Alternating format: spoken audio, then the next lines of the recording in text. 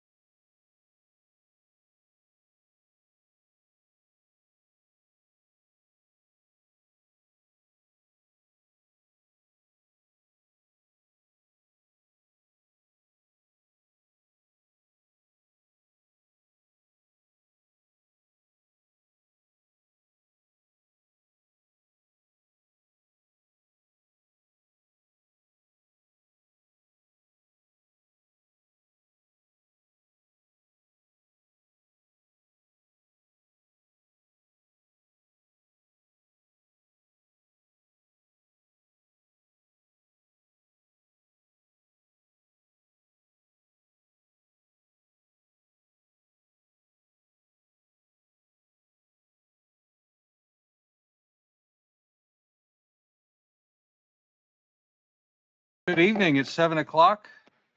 We'll call the November 6th DeSoto City Council meeting to order. Start with roll call, please. Lane. Hannah Michael. Here. Daniels. Yes. Patterson. Here. McMurrin. Mr. Mayor, it looks like Councilmember McMurrin is absent today. Okay. I would invite you all to please rise and join me in the Pledge of Allegiance. I pledge allegiance to the flag of the United States of America, to the republic for which it stands, one nation, under God, indivisible, with liberty and justice for all.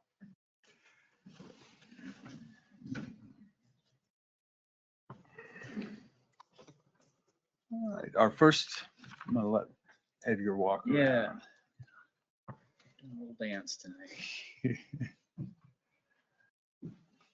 All right, our first item tonight is our consent agenda. Tonight on the consent agenda, we have approved minutes from October 2nd City Council meeting, approved pay ordinance number 1007, approved quote from Sergeant Drilling for Well 18 cleaning project, approved settlement agreement with permanent easement for the 5 Mile Sewer Project, and consider donation request for Fall Vendor Festival. Is there any item anyone would wish to remove for further discussion? Hearing none, could I have a motion to approve the? I'll make a motion. Second. All right, we have a motion and a second. Any discussion?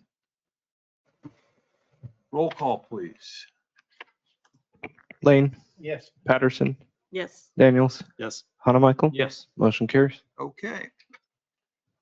Item 2 is called to public. Members of the public are welcome to use this time about any matter relating to city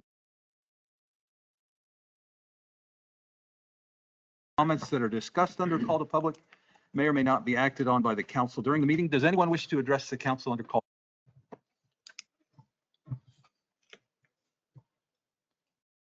All right, I'm not seeing anybody, so we will go to item 3, old business. We don't have any, so we'll go to 4A. Consider change order number 1 from McEnany Construction for the 2025 street overlay. Mayor and council members, thank you. As I talked about earlier, when we approved the original contract with McEnany, the bids were very well that we received, and that we'll be adding these streets to their contract. So here's the formal change order to add those streets to the 2025 mill road program. This still leaves us with about $100,000 left to make any final changes or any additional improvements to the roadways that we're working on this year. Okay. Any questions for Joe on the change order for the street program? Make a motion to approve change order 1 in the amount of $117,928.85 for the addition of 3 street sections to the mill and overlay program. Second. All right, we have a motion and a second. Any discussion of the motion? Roll call, please. Hanamichael, Yes. Daniels, Yes. Patterson, Yes. Lane. Yes. Motion carries. All right. Item B, consider GMP number 4 with Garney Construction for the construction of 2 new. Yep, thank you. Yep. So back in May of 2023, we approved the agreement, actually the design build agreement to GMP for the water treatment plant. As we worked on the water treatment plant, we also had funding for the improvements to our water wells to be able to supply water to the water plant and then to not only Panasonic, but the citizens of DeSoto. So we've been working with HDR and Garney over the past several months to put together a bid package. So this GMP4 is the bid package to drill 2 new wells, offset wells. One is for well 7, the other one is for well 11. These are both on the north side of the river and are in the better area of producing water. We recently did an offset for well 19. That's producing somewhere around 900 gallons a minute. We anticipate these 2 wells to produce in that same range, providing adequate water to the treatment plant, be able to supply Panasonic, have redundancy in our wells. And so after going through the different bid packages and comparing with the different vendors, the recommendation here for you is to approve the GMP number 4 in the amount of $2,802. $2,802,458. In the write-up, you will see who the low bidders were for the different packages that were put out. We anticipate with approval of this that we'll start construction early on in the beginning part of the year, and hopefully to bring these wells online by midsummer. And I'll stand for any questions. Is this the last of the improvements related to water as part of the Panasonic project? Yes, yeah. So that, this would be funded by the development agreement that the city has with Panasonic. Questions from council? I think it's a solid team. I'll make a motion, we approve GMP number 4 amount in the amount of $2,800,000 to $458. The contract amendment will be executed later. I'll second that. All right, we have a motion and a second. Any discussion of the motion? Roll call, please. Patterson, Yes. Daniels, Yes. Hannah Michael, Yes. Lane, Yes. motion carries. All right. Item C, consider agreement with the Finis for the 95th Street sewer. Yep. It's been a busy night for me tonight. Seems like it's either nothing or a lot. So thank you again tonight. We're asking for approval of a contract, engineering contract with the Finis to do the design of the city's sewer benefit district, which runs from basically the kind of the southeast corner of 95th and Lexington, back to the west and up kind of 95th Street, back along K10 all the way up to Sunflower. So we put out notices. We received 5 proposals. We had a selection committee to go through those. Finis was the highest ranked firm. And so we've been working with them to identify the scope and fee, which are attached for your review. The one thing that I did do as we were going through this process and reviewing their fees is to look at the original estimate, given the fact that we have a current project almost finishing up that SRL is doing as a benefit district to run sewer lines. So I was able to get their, I think they had 4 contractors bid that project. So I was able to get their bids, work with the Finis to take the original scope and to look at the reason that I was concerned with kind of the original estimate is the amount of rock that we've encountered, not only on this project, but also the 5 Mile Sewer project that Panasonic did. So I wanted to kind of take a look to make sure that we were looking at actual numbers and having bids here recently in the same vicinity that we're working in. Seemed like a good litmus test to see where we are with construction costs. After going through that exercise, it looks like construction costs are about $5 million as compared to, I think originally it was $2.7 million, given all the rock excavation that we anticipate and the boring that will occur there under the intersection of 95th and Lexington. So bringing all that together, looking at the fee that we were presented with, we're right in line with expectations. I did talk to Call Valley to see where their fees landed with. I also talked with some other consulting firms to make sure that I was looking at apples to apples, so to speak. So after going through the exercise, I'm confident that what we've got here is a good fee for engineering design. And I think we've also got a very good start for our engineering estimate for the construction cost. So it's my recommendation tonight that we approve the engineering contract with the Finis. Let's see, get down to an amount of $427,364. And I'll answer any questions. Questions for Joe? Mayor, if I could. Sure. Just point of clarification. When we formed the benefit district that set the assessments for the property owners, the estimated project cost at that time was 3.5. So this 2.7 was an early estimate. I think it was before we added on the 80 acres parcel on the south side there. So the maximum assessments that was approved within the benefit district is 3.5 million. That's the most the property owners could pay. So if the actual cost of the project is more than that, then the city can decide to pick up the rest of that cost, not do the project, do something else. But under the current benefit district structure, that's the most that they'll pay. So that's important to keep in mind. And we won't really know the cost until we do the engineering and get the bids. Other piece of the Okay. Thanks for consideration. that. Sure. Questions? Not a question, but I'll just, Comment?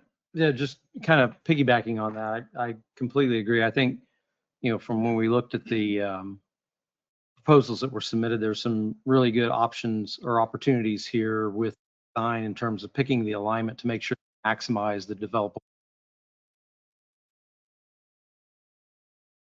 involved. And I think also getting, geotechnical information is important. So yeah, the big issue is going to be, the budget, as you bring it up, Mike, relative to the early thoughts. But really, we got to get into the engineering to, at least preliminary engineering to figure out how do we optimize the design and control the costs going forward to be able to understand what that really is. And I just had a quick question. How many property owners are in that business? I tried to think. Oh, man. I can't remember. I want to say around 12, But that sounds right. I was going to say 10 to somewhere right 15. around there. Yeah. And that would include like the properties on the northwest corner, or actually northeast corner of Sunflower and 95th that are properties but don't have any. Correct. Yeah. So it would include one or two like that. Fewer owners than properties. Yeah. Yeah. Okay. All right, thanks. And yeah, I'm happy to see a project moving forward. I mean, worked a year with the homeowners, property owners to get it.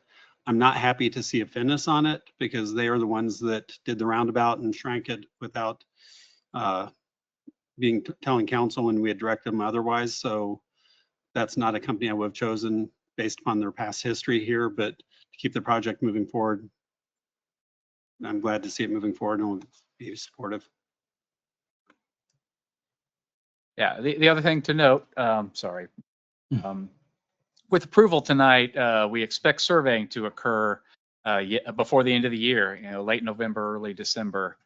So if you're a resident, expect that activity to be taking place, the survey. Yeah. The other thing I think, as far as the residents on the timeline, is the construction phase, when it would potentially end. And that means when the assessments would potentially be looking at for their first assessment would be what, 2028 likely? Yeah. According to that. Of course, this timeline. schedule has a construction Yeah. continuing on. Yeah. I believe it'd take most of 27 Yeah. to construct, So- which means the assessments wouldn't be till 28. Yeah, I think your point about, surveying, that they're able to get on the surveying early on is going to be important to keeping the thing moving forward. So, Yeah. And it's a good time of year. The leaves are down. yeah, leaves are off. And again, however we can optimize the design, both for construction cost as well as maximizing the development properties that are involved, is going to be really important. So I think it was a good submittal. Okay. Well, I'll make a motion to approve the proposed finish in the amount of $427,364 and authorize the city administrator to sign this standard engineering agreement. Second. We have a motion and a second. Any discussion of the motion? Roll call, please. Daniels, Yes. Michael. Yes. Patterson, Yes. Lane. Motion carries. Item D, consider ordinance 2669 approving industrial.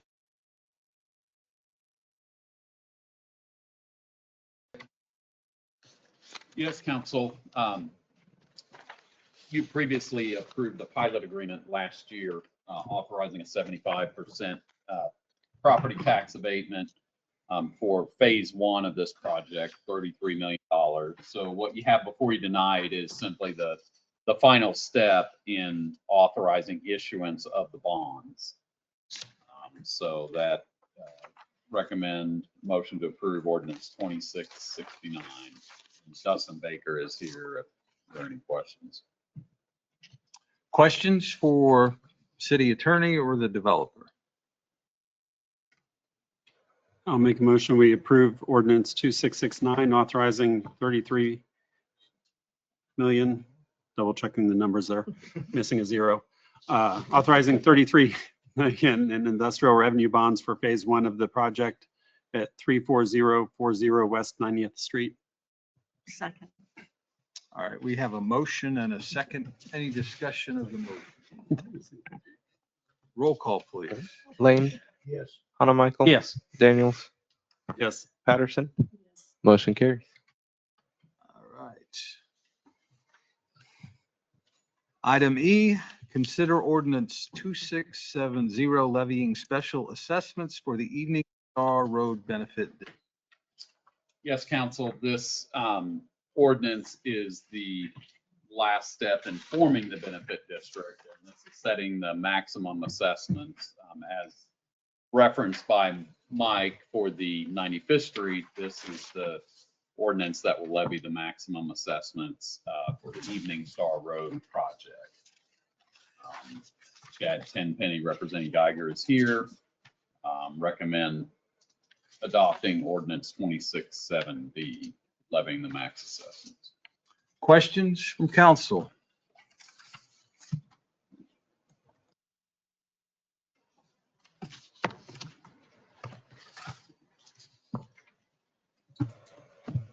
I'll make a motion to approve ordinance 2670, providing for the levying of max assessments for the Evening Star project. Second. We have a motion and a second. Any discussion of the motion? Roll call, please. Patterson, Yes. Daniels, Yes. Hanamichael. Yes. Lane, Yes. motion carries. And Mike, I hear reports that live stream may not be up. Yeah, the YouTube live stream is not working, right?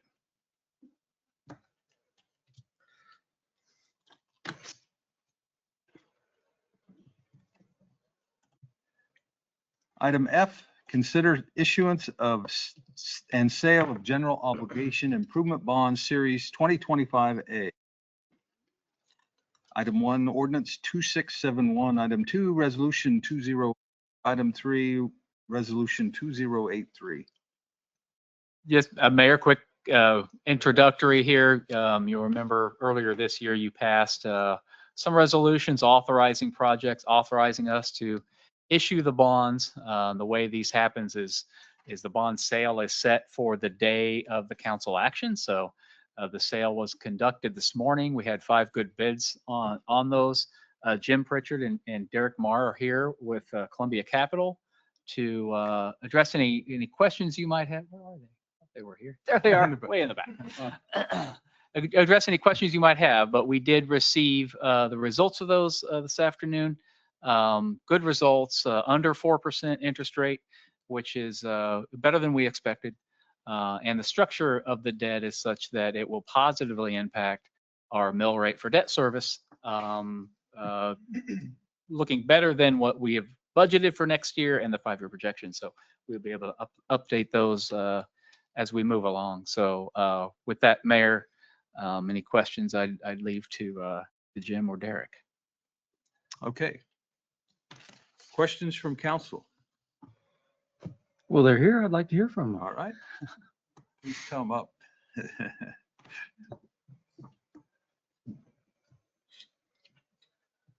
Good evening, Mr. Mayor and City Council. Thanks for having us. I'm Jim Pritchard with Columbia Capital, here with my colleague Derek Marr Andrews.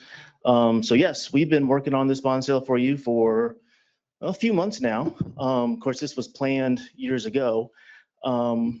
But this morning we were able to hold a competitive auction for your bonds, and thrilled to report we had excellent results. 5 bids, like Mike had mentioned. That's more bids than you got in 2022. We had 2022 A and B bonds offered. We got 2 bids and 4 bids back then on those 2 series. So more bids this year. The interest rate came in a good 10 to 15 basis points better than what we had modeled leading into the sale this morning. And we've been in the market. This is our 4th deal of the week. We've had a good pulse on where these should come in at, and getting the results shows that, you know, there's a lot of good demand for the city's bonds because you have a strong credit, a good story, and I think you guys should be pleased with the results. So happy to answer any other questions. Okay. Questions? There's a lot of words and a lot of pages. So who's buying the bonds? Robert W. Baird is an underwriter. They're going to purchase the bonds from the city. Then they'll have investors lined up to then also buy those bonds, but they'll be the ones buying from the city. Yes.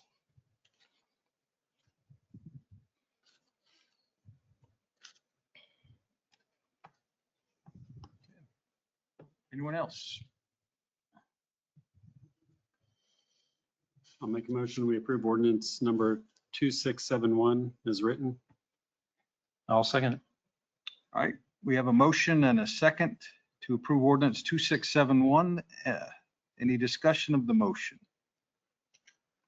Roll call, please. Lane, Yes. Patterson, Yes. Hannah Michael. Yes. Daniels. Yes. Motion carries. I'll make a motion. We approve resolution 2082 as written. Second. All right, we have a motion and a second. Any discussion? Roll call, please. Hannah Michael. Yes. Daniels. Yes. Patterson. Yes. Lane. Yes. Motion carries. All right. Um, Did you second that? Ron did. You did. Ron did.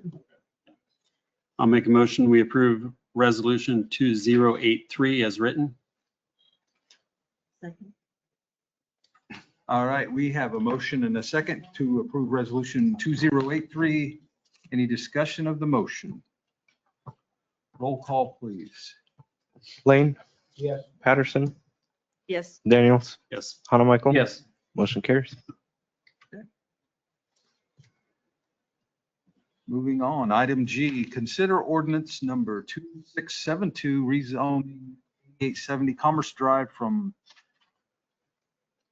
IO to M1.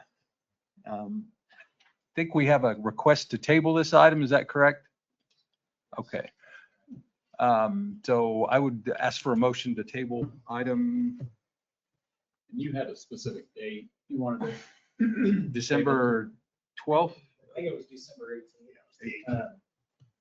Yeah, just give me 30 days. I'm still running. Okay. All right. I'll make a motion to table item 4G until the 18th of December, Second December meeting. 2nd December meeting. Thank you. Safer. Second. All right. All in favor, say aye. Aye. All opposed. Okay. Item H, consider ordinance 2673, updating the comprehensive plan with revised future land use map. All right, thank you, Mayor and Council. What you have before you is the update to just the future land use map, but it is if approved by the council. It does get incorporated into our comprehensive plan. So what you have in your packet is the currently adopted 2022 future land use plan, and then the updated future land use plan, which incorporates Astor Enterprise Parks development plans.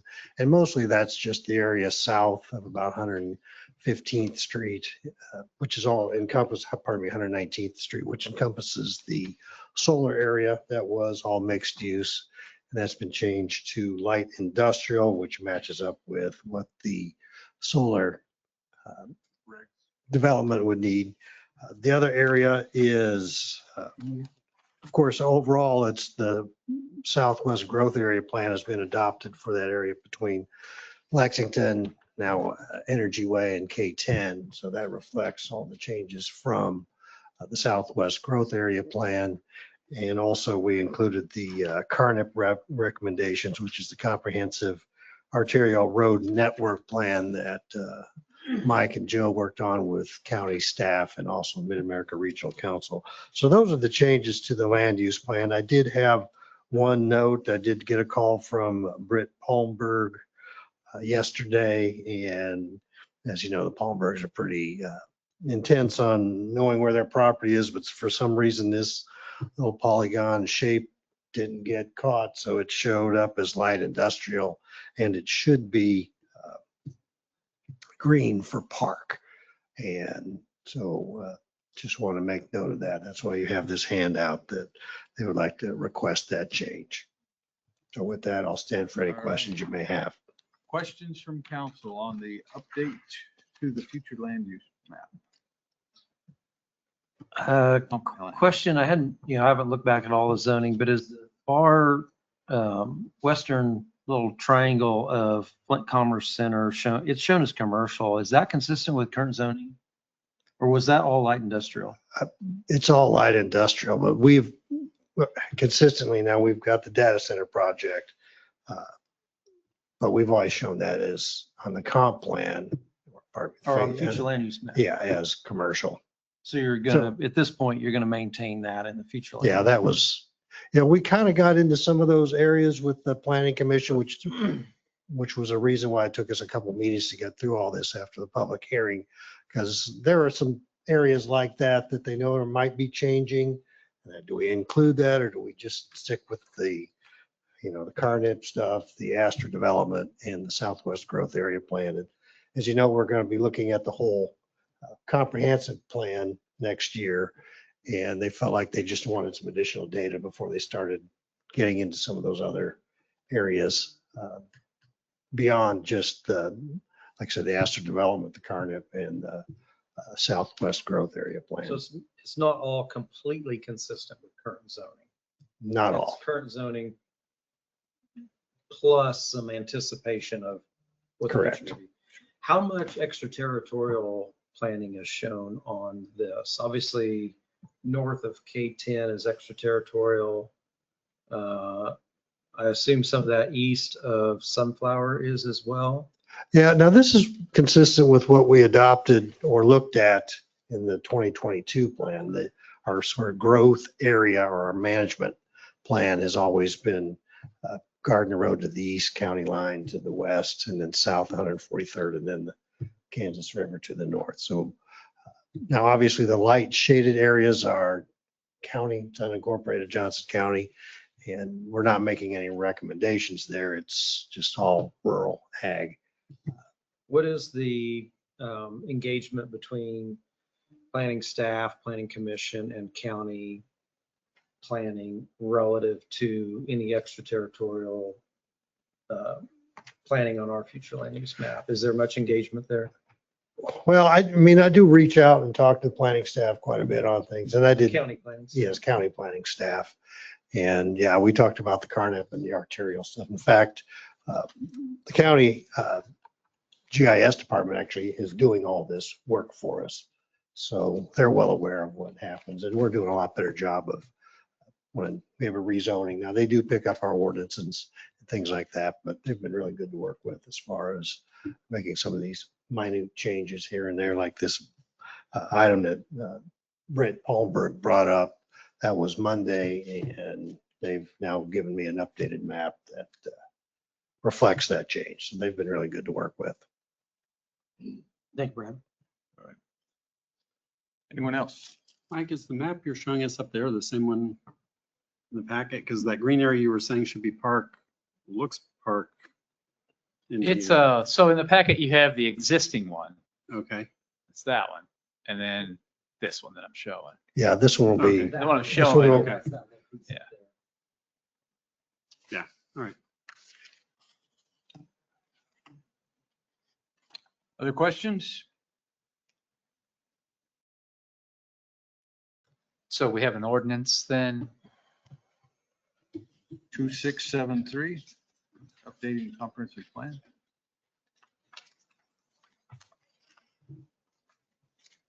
I'll make a motion to approve ordinance 2673 to update the future land use map comprehensive plan with a correction to be noted on a parcel along the railroad tracks that is shown light industrial, which should be shown as parks at the intersection of Sunflower Road and the extension of Sunflower Road and the railroad track.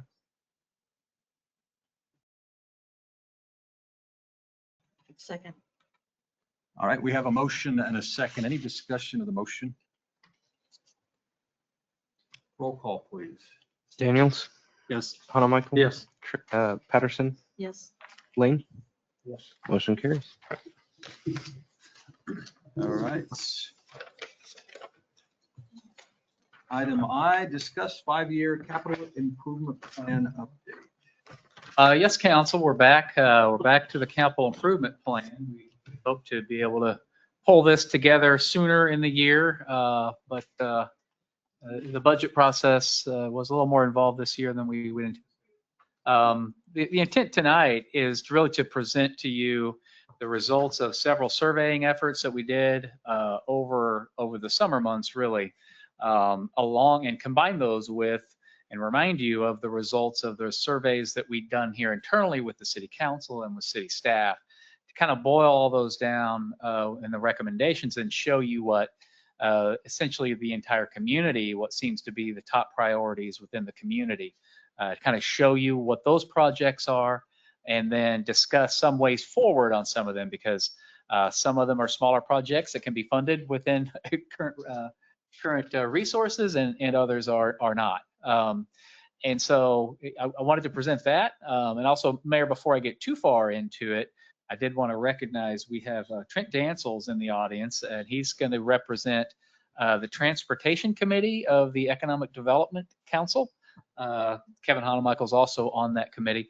They provided a report on their impact for the 5-year CIP, which is included as Exhibit C in your packet. So to go through the exhibits quickly, I don't want to belabor them. We can certainly pause and look at those, but Whitney's done a fantastic job administering these surveys and wrapping up and summarizing them in these documents that are in the attached to the staff report. The first one really is the executive summary of the polls, the flash vote polling. So you can see that the colorized, we were showing areas of strong agreement, council priorities, staff priorities, and community priorities are summarized there. And then Exhibit B is a more comprehensive, a longer version of what those sort of priorities are. Again, I'll just quickly go through. Then the next exhibit, Exhibit C, is a recommendation of the Transportation Committee, which are incorporated into the memo we'll go through here in just a second. And then also as a reminder, then Exhibit D of the staff report, more of a reminder to me than maybe to you, but Exhibit D is a list of what we have determined to be mandatory projects. You remember maybe earlier on this year, there are a number of these projects that are on the CIP list that we really have to do, by either because we've already started them or because they are just absolute necessities. So that's Exhibit D. Exhibit E is a new, freshly updated 5-year financial projections of the Capital Improvement Fund, incorporating the mandatory projects into that. And then Exhibit F is a listing of pipeline projects. So these are really the 3 main ones that rank very highly on the opinion surveys, but are of such a scope and scale that we're not going to probably get them done even in 5 years, even if we had all the resources. But those include the 83rd Street corridor as a general project all the way through. We did that 83rd Street corridor study earlier last year. So it's broken down into phases, but still a monumental effort there. The other one is the 95th Street corridor, really primarily that section between Sunflower Road and Lexington Avenue, but actually the whole corridor there between Sunflower and Kill Creek Road. And then the last one here on the list is the Community Center project. So that's a quick run through on the exhibit. So I do want to get to a summary then of some of these key findings of the from the feedback. So the top ranked projects in community goals. And really I think these are in kind of order. We'll see here later on. Among the top ranked priorities of the community are the annual sidewalk program. This is one that's been in the CIP for a number of years. It had a budget level of $80,000 a year, which was about a block and a half or so. Brad's been the main point of contact implementing that project, and we've been checking those off as we go. In the budget, actually 25 budget, and again in the 26 budget, we've doubled that 80,000 to 160,000. That shows all the way through, and actually this is one of the mandatory already incorporated into the 5-year CIP projection. So annual sidewalk program ranks very highly.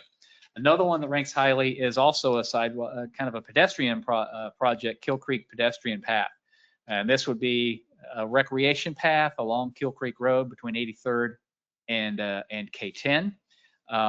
Ranked highly in the community, highly among council, and highly among staff. It's got a pretty hefty price tag at $1.4 million. The next one's the 83rd Street corridor. In general terms, as a general concern for safety and efficiency of both motoring public and pedestrian public, including bikes and other forms of transportation. School crossings also was kind of one of the things we heard during the survey outreach. 83rd Street corridor in general is a very big ticket item. I think in the $75 million, $76 million range by the time we get it all done. Our corridor study broke it into 3 different phases, each with a pretty monumental price tag, and then further broke that down into some intersection improvements. But anyway, the implementation of that is going to be a years-long process. Obviously, we'll do it in phases. Big part of that is preliminary design, preliminary engagement. Seeking outside funding sources will be an absolute must on that one. The other next project that ranked highly is 95th Street Bridge over Kill Creek. This is one actually, there's kind of 2 options we can go with on this. The bridge deck is at its useful life. It needs to be not just repaired, but pretty replaced. It's on the mandatory project list at $1.5 million. And so in our current 5-year projections for the CIP, that's already plugged in there. As the mandatory part, we have to do something with that bridge deck. But then there's also an opportunity to consider a larger project of completely replacing the bridge. That's a $4.5 million effort. And that would be, the concept would be you replace it wide enough so that the ultimate section, if we go and improve that section to some sort of an arterial standard in the future, that the bridge would be wide enough to accommodate that and long enough to accommodate, and obviously have to accommodate the rec path that currently goes under that bridge as well. So it's another one that ranked highly. A small one that ranked highly, also Lexington Avenue lighting, street lighting. Pretty simple street lighting project. I think it's less than $100,000. You know, it looks like we're almost ready to flip the switch on the Commerce Drive lighting project. Saw those polls are up. Anyway, it ranked highly among the priorities there. The next one is the 95th Street Sunflower to Lexington. We mentioned that before. So those are the ones that generally ranks highly on the surveys. So in addition to those, general support, the EDC Transportation Committee specifically addresses K-10 corridor advancements. So, you know, there's a recognition that KDOT just did this study on the K-10 corridor. It recommends improvements, the primary one for us being Lexington Avenue interchange, but there's also improvements recommended at the Evening Star interchange as well. And then the addition of additional lanes through Western Johnson County. The Transportation Committee of the EDC suggests that we remain engaged in that and try to be a partner in KDOT's efforts toward implementing some of those projects. Also, the downtown streetscape enhancement, planning and doing some streetscape improvements downtown, and then the K-10 signage visibility. We've had a K-10 monument sign floating around our CIP, I think for 20 years now, several different iterations, but the Transportation Committee also suggests prioritizing that. We also have some utility-based projects. These were not ones that we submitted for the public to rank. So the public didn't really have a ranking on these. We did that because we didn't think it was appropriate really to ask the public, you know, to really weigh in on these issues because they're kind of out of the public eye, and it's difficult to communicate the need on those. So among those are development asset management plans. This is just the plans for the water and the sewer, a couple hundred to develop a comprehensive asset management plan for each of those systems.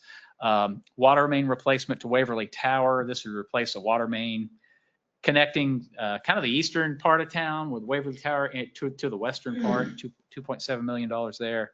A little over $500,000 for lift station generators and replacing the rest of the force main on 2nd Street. So those are other items of note.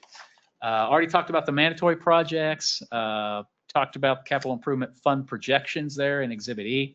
If you want to go through line by line, we certainly can. I don't think anybody's interested in doing that, but the final line on that is that it appears that without any additional funding sources, looks like there's about $2.5 million in resources that could be allocated to capital improvements over the 5-year period, without any new money, without any outside funding sources, without any new money. That includes a $750,000 figure that's shown as a contingency in the 2026 budget. As we were doing that budget during the summer, we didn't know where the CIP would end. We decided to throw that figure into the 26 budget. So 2.5 million includes that contingency amount. And also, you know, it occurred to me recently after the council packet came out, we have a $500,000 grant from the EPA to contribute toward the Astro water tower. That was awarded to us through congressional earmark through Sharice David's office. We were not able to utilize that for the water tower, but it is, they're saying they want us to use it in some manner to designate some other public improvement project for that. So we may be able eventually to add another $500,000 to select one of these projects and apply that grant funding to that. Would it To that need to effort. be a water-related project? The door's pretty open on considerations. Might be easiest if it were. Lift station generators seems like it, you know, pretty easy fit there. You know, we don't have to make a decision, but just a little piece of possible good news there to add. Talked about the pipeline project, and then so the combined priority rankings. What did I say here in this? Oh, explaining the table. So I want to spend just a little bit of time, Mayor, if you don't mind, talking about this table that's on page 4 of the staff report. So ignore the right columns for now, but the most of this table is really dedicated toward showing you where the in ranked order where these projects were ranked within the community, how they rank. So the first one, there's 83rd Street corridor. It ranked the highest. Again, so I'm showing the average ranking of the survey polls. And then there's also a column for the recommendation of the EDC committee. They didn't have a number ranking to any of them, but they did state in their report what they were recommending. So this is kind of the order of them. So the first one is 83rd Street corridor. It's a pipeline project, and like I said, it's more than it's about $76 million. In terms of getting that effort started and taking the initial steps, broken that down into 2 initial phases. One would be just kind of consulting and engineering, trying to seek outside funding sources. And then the next one would be some preliminary engineering and acquisition of right-of-way for that effort. The next project is the Kill Creek Road pedestrian path, 83rd to Kill Creek. Again, it's a $1.4 million project broken into 2 phases here: design $300,000 and then construction $1.1 million. The next one's the annual sidewalk program. We talked about that. The next one is a community center. Again, it's a pipeline project. Within the CIP, the overall budget to the community center, I believe we have it at $35 million. So that's a figure, that's a placeholder. It's widely varied. Remember a few years ago when we made an application for a grant state for that, we estimated costs somewhere closer to 20 million. Whether it has a pool, we just don't know where that's going to be. But for the purposes of the 5-year CIP, shown some initial feasibility planning efforts, which we are going to proceed with, have been proceeding with that, have proposals for the feasibility study in hand, and then another small initial step, land purchase option, or some momentum, some effort toward finding a site, locating it, securing a site. The next one is the replace the water main to the Waverly Tower. This is the one that's kind of important for hydraulics from the system. Again, broken down into design and construction there. The next lift station generators, 500 grand for that. Next one's 83rd Street force main replacement. These are kind of meat and potatoes. They're not as flashy as the rest of them, but they're important. Next one there is a 95th Street bridge over Cedar Creek. This is the one shown here as the $4.4 million option. We've already incorporated the $1.5 million option into the CIP 5-year projections. Pipeline project, 95th Street Sunflower to Lexington Avenue. We have cost estimates on that entire project, somewhere around $13 million was a preliminary study. for that section. This includes initial phases. And the first one being some sort of intersection control, a traffic light, most likely at 95th and Lexington at $750,000, and then right-of-way acquisition design. We anticipate, the seeking outside funding sources for that, and some other funding mechanisms to would have to fall into place in order to implement that pretty big element of the pretty big dollar figure to incorporate into the CIP. So there's avenues to pursue there. The next several are some next two are parking lot improvements, parking lot at Riverfest soccer fields. We'll be implementing that project soon, adding a parking lot, $500,000, and then Miller Park restrooms to redo those, $450,000. Lexington Avenue lighting project shows up here. Restroom and concessions at Riverfest. 95th Street, Lexington to Kill Creek Road. Don't have a dollar figure for that, but it's shown there as a pipeline project. The next big pipeline project, 83rd, sort of pipeline, another rec path improvement, 83rd Street, multi-use path. This would be along 83rd Street from Laramie to Corliss, Miller Park splash pad, Sunflower Road reconstruction, 91st and 95th. And then the Corliss Road multi-use path. So you see these multi-use paths, pretty hefty price tags, kind of the larger projects, but ranked pretty highly. Rank highly.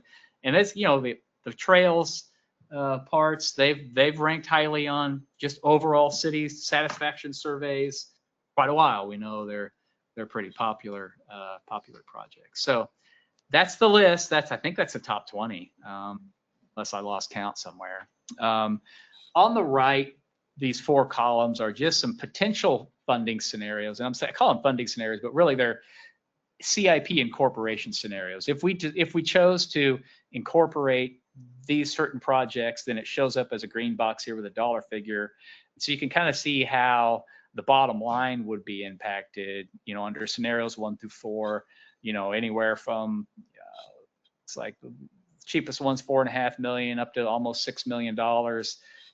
If you choose those projects, not suggesting we need to make decisions on those projects tonight or anything, but I did want to show you that, none of these scenarios have all these 20 projects going. So it is important to note that, even with selecting portions of these projects, obviously the bigger one's going to need outside funding sources, but even still, we are going to probably be looking at additional debt service in the CIP potentially. So toward that end, I refreshed some of these scenarios. I think we'd seen in the spring, just looking at the debt service fund, what impact would it be if we added another $5 million debt service, if we added another 10?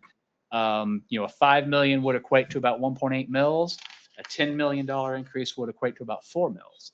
And of course, there's all sorts of ways to structure debt where it wouldn't impact so much, but that's just a flat impact over the 20-year, assuming the current bond market or something reasonable to assume there. So that's just food for thought. That's the end of my presentation, or the end of my memo anyway. I'm happy to answer any questions. I think we'd love to hear feedback from the group on your priorities, your reaction to the projects that are here now. And then the next step would be to kind of try to whittle down actual funding scenarios, some incorporation scenarios, and get this CIP, get this 5-year projection sort of laid out, and get a path forward on some of these pipeline projects. What do we see as the schedule to try and get to that? What do we? It's a self-imposed deadline, but I hope to wrap it up by the end of the year. Certainly, that's a self-imposed. 26 budget set, so certainly by the second quarter of next year, we really need a firm direction, because then we're at the 27 budget cycle. So. Questions, comments? Mike Trent's here. I'd like to Ask you. if you don't mind inviting him. Not at all.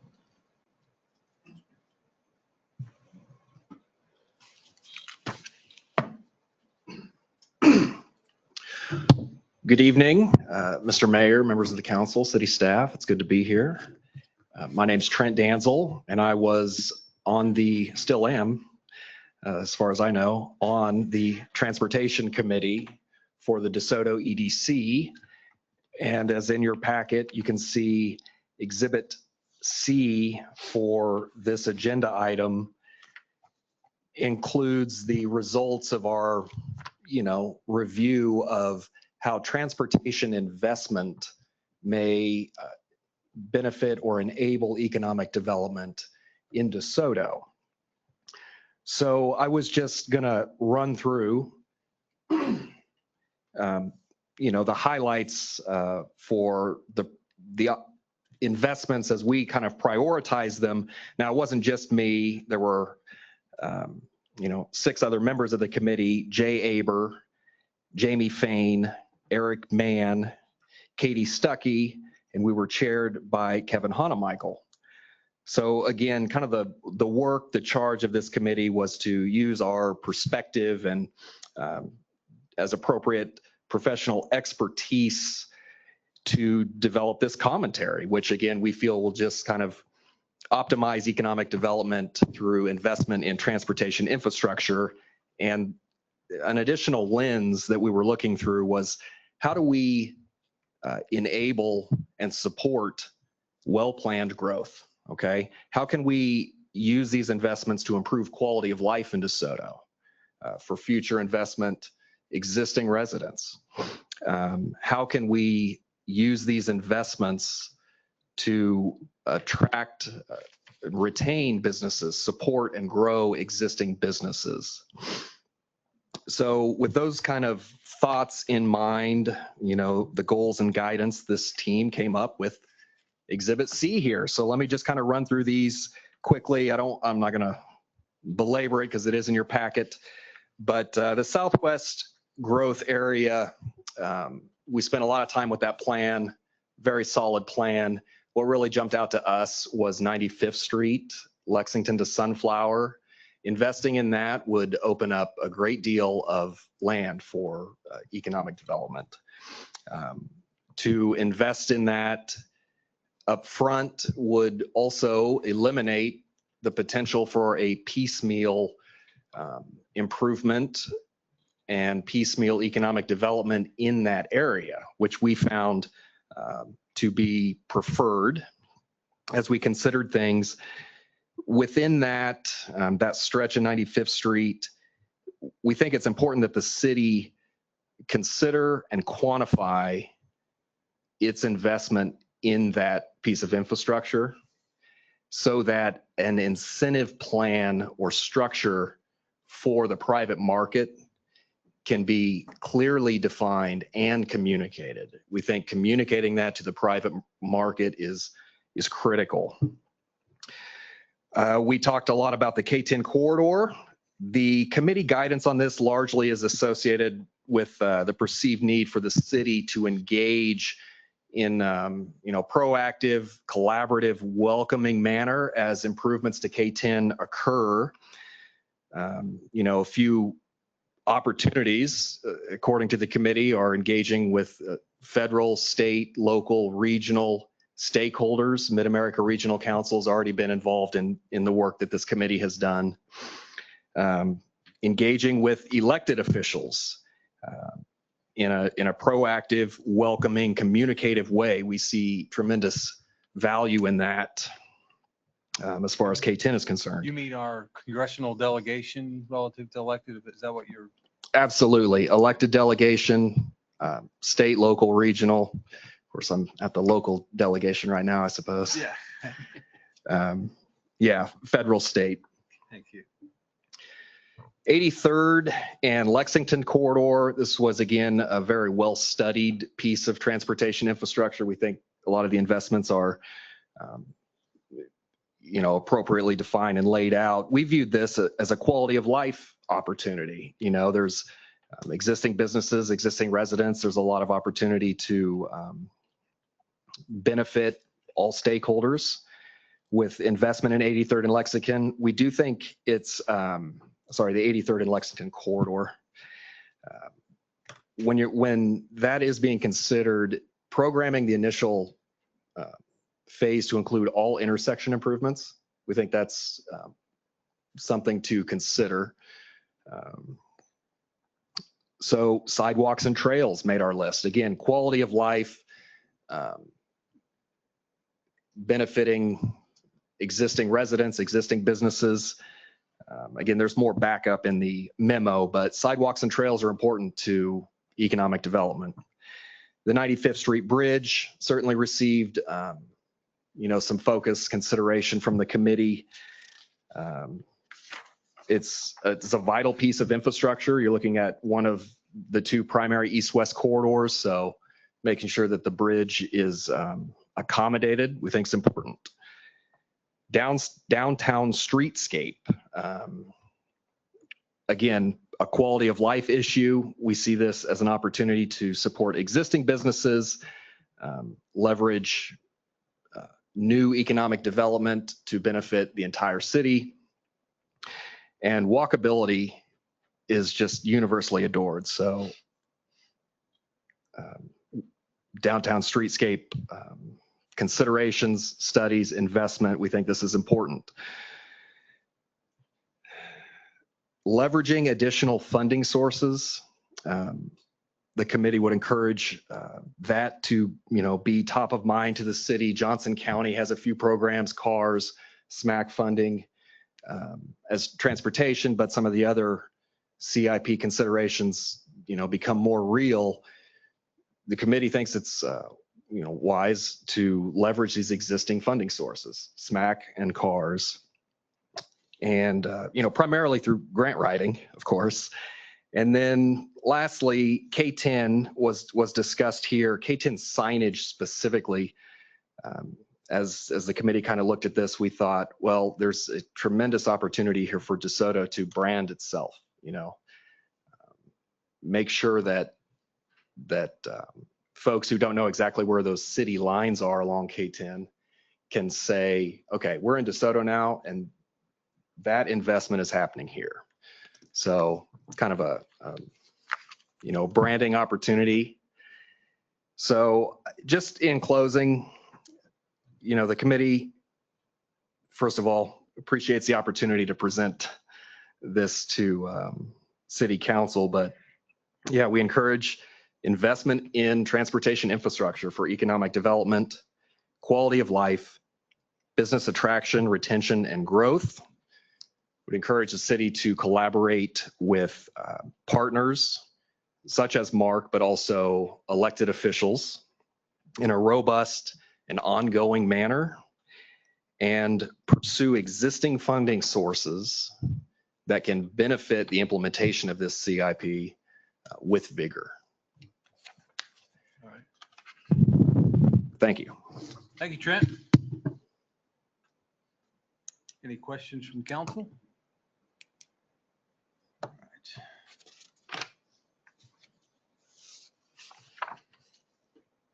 So action tonight is to consume the information. Yeah. Well, yeah, I did want to, have any feedback you would like to make on the phasing, the pipeline projects, kind of specifically, but Question relative to phasing and bonding. So, some of the phasing options include rec paths and other improvements. If the CIP, can we specifically earmark rec paths for existing funds and bond hard infrastructure, or if we have a CIP that includes both? Because I know there's a bonding an election requirement for bonds that are spent on recreation projects. That's right. Yeah. One school of thought would be to package those recreation projects that we think are a priority and put it to the voters for a vote. The other is to bond the stuff that is not recreation and use CIP funds, existing funds for the parks. It would seem like it's easy to kind of differentiate the Parks and Rec stuff from the other infrastructure items. The other thing is some of these things relate to utility systems, which we might want to differentiate from general general fund thing, like the street and parks and roads improvements are not going towards systems that are funded by ratepayers. So there's a distinction there that could be made. And then, you know, the last thing is this outside funding sources that are just difficult to predict. And you know, each one of these projects might not be feasible without them. So you might pull those specific projects out and treat them separately. So, you know, as we take the next steps and try to formulate a plan for implementation, I think the reason I kind of wanted to show you some of the mill levy impact on some, whether it's a voter approved mill levy impact or just a bond or a revenue bond that's funded by water rates, the general impact to the ratepayer is generally the same. I wanted to show you what that might be. And so kind of what it comes down to is, you know, over the next 5 years, what is this governing body's appetite for additional expenditures, given everything we know? And also knowing that these 5-year projections in the CIP, those mill levy impacts that we're projecting now, are based on all these assumptions, these decisions that we've made to incorporate into our 26 budget and into those, the general fund projections and the water fund and the sewer fund. This all kind of funnels back, right? So we hope that we've been conservative in our estimating of revenues and expenditures sufficiently that it's only good news from here on out, you know, in terms of the impacts. But we know that those chickens haven't hatched yet. We still have a basket of eggs. And then bottom line is any project funding scenarios in excess of $3 million are going to require some either outside funding or some bonding. Yeah. So as you're looking through the list. Yeah. Okay. I have a question. Sure. Although I'm sad and disappointed to not see the downtown streetscape on that top list, I just, based on years and years of people bringing that up, I think that should be more of a priority. Thanks, Trent, for backing that up as far as that goes. So like the sidewalk program, does that include downtown sidewalks? Like includes everywhere? Like, and then you prioritize which sidewalks to? Yeah, 2 good points. So, you know, the first I point. got more. Okay, well, those first 2 were good. Okay. To the downtime, this is the reason we have the conversation. This is what the numbers show. Doesn't mean it's what, you know, that we would make a decision we make as a body, right? So good point. The downtown streetscape project didn't make the numbers list, but certainly doesn't mean it can't be incorporated. The annual sidewalk program, you know, it's shown just as an annual expenditure in the CIP. Now, we could develop a plan that says we're going to do this first, that next, this next. You know, so far we've been, you know, kind of putting out the worst fires more. We could certainly choose to prioritize that in any manner we want to. What generally happens is toward the first of the year, Brad comes to the council and says, hey, these sidewalks are the worst ones. Is it okay if we do these? And we say, okay, and he goes out and does it. If we want a more, you know, programmed out thing, it's certainly a reasonable thing to do. But the annual decision is made by this body each year of which ones to do. Clarification, I think that the planning money or the design money, the study money for downtown streetscape is in this year's budget. It is. So, I mean, the construction of it is not in this, but there is, that we do have allocated funds to start the planning process. So is there past resources as far as that planning process? I feel like it's just been on a list for a while. Like, are there already a list somewhere that shows these are the areas to help improve downtown? That's funded. No, Mayor, I'm sorry, Mayor. It's not. Okay. It's not in the CIP now. But so what we've identified is a downtown streetscape master. We did one of these in the early 2000s. You might remember it. To refresh that or throw that away or burn that and start all over. We could have done in. Yeah. But that might be $100,000. It might be a couple $100,000 effort to start that. And I think that would be the recommendation of the EDC committee, that we do that study, engage those business owners, the community. What do we want to do? What does it mean? What does it look like? What it costs? That would be another way to get that project started again without allocating $5 million to some improvement that, Right. but no, it's not in the current projection. All right, my mistake. Because I just think that's an area that needs to attract and retain current residents, not just bringing in new business. Not that I'm all for new business, but I just think that that's a heart of the city, and I think that's a good place to really start and show more efforts. Yeah, we've put a spotlight on it down there in the last several years, haven't we? Yeah, it looks, yeah, absolutely. Literally on the water tower. And then the other one is that I like that gateway signage piece also, that, thank you again, Trent, for putting that on your list, to signify in that branding on both ends of the town. I would just like to add that in cooperation with the, I guess, downtown streetscape as well as the gateway streetscape. I guess I would add that.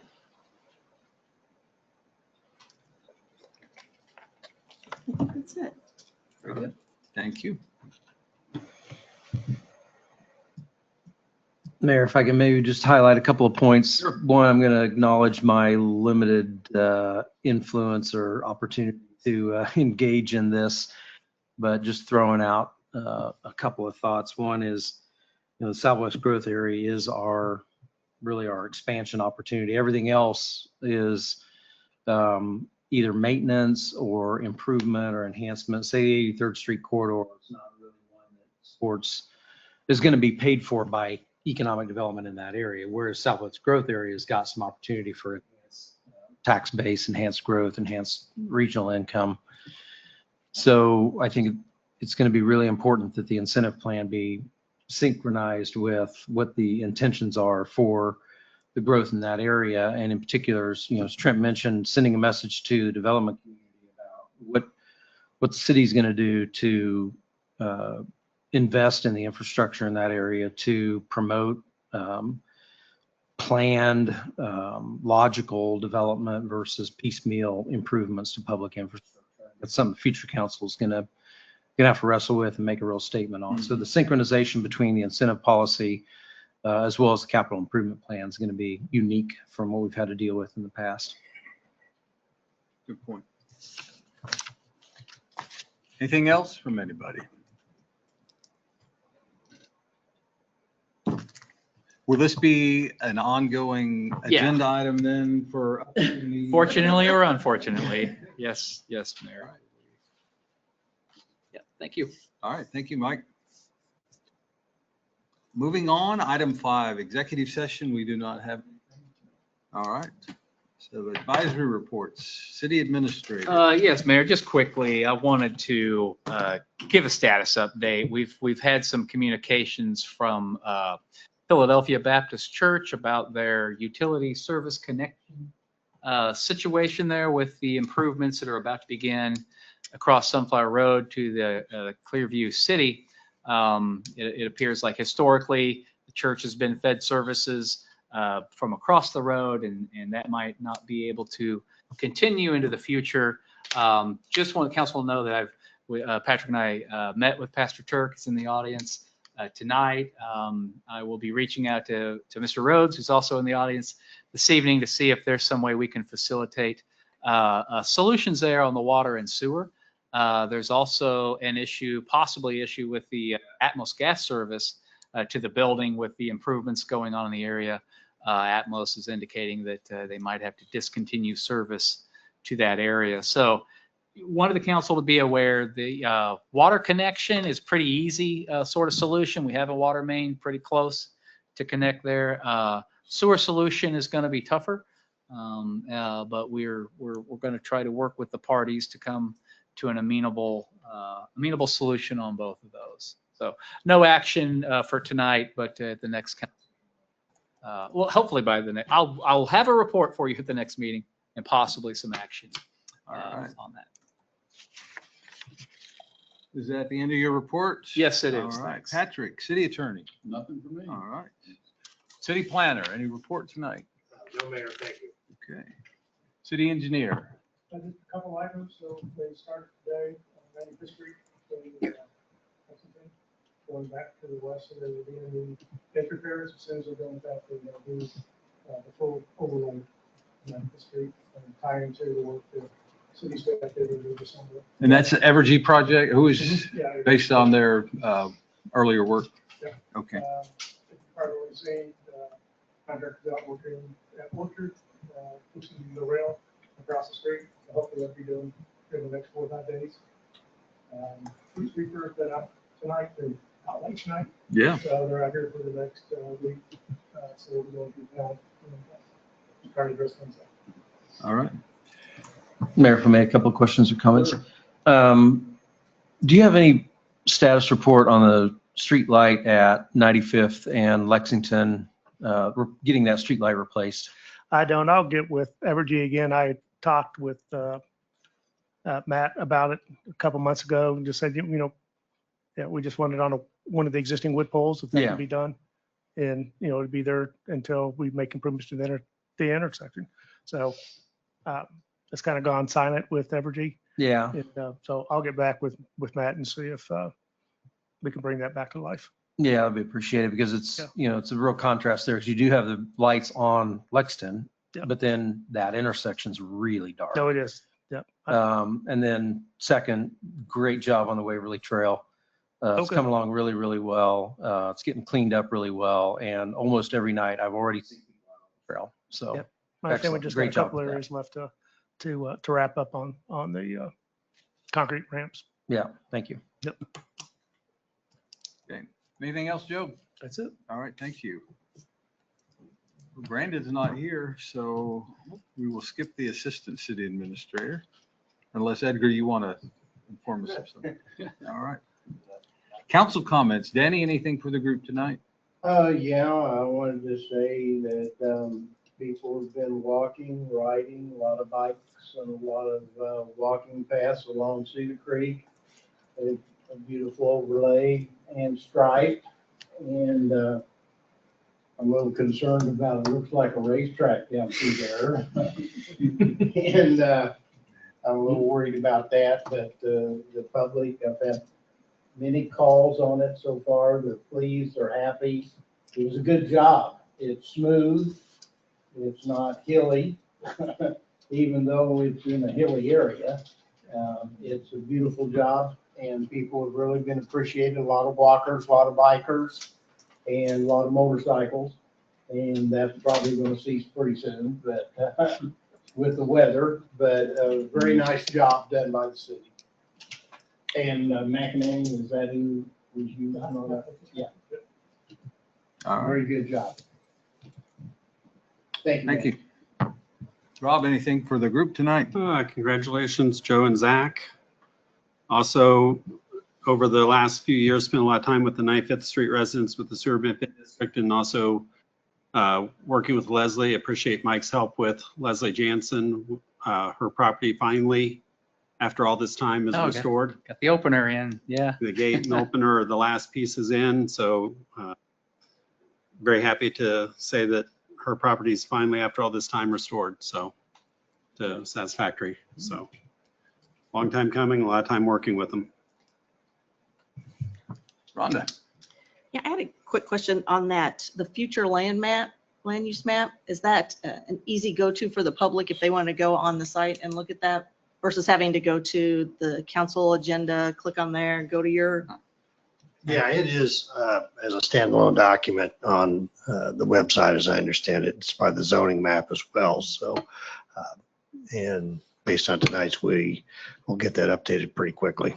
So if someone wanted to, like, they can just put in future land map. If they just type in just send that future land search. use map in the search bar, it'll come up real quick. Okay. So for those of you listening, that's how you find it. We're going to get a demo. There we go. We're gonna get a demo right here. I like demos. There it is. On, hands-on. There it is. Perfect. I just wanted to clarify that that was easy to get to. The search function's great on that. Yeah. Or you can Ask Chet Belcher. Chet Whatever. Abbott, ask Abbott. Abbott. That's it. Kevin, were you done on this? All right, thanks. Kevin, anything tonight? No, I don't. All right. Yeah, I don't think I have. I guess I will echo Rob's. Congratulations, Zach, on your election. And, Joe, online, I guess. Congratulations. And with that, I will Make a motion to adjourn. Second. All right, all in favor, say aye. Aye. This time. Aye. All opposed, we're adjourned. Just gonna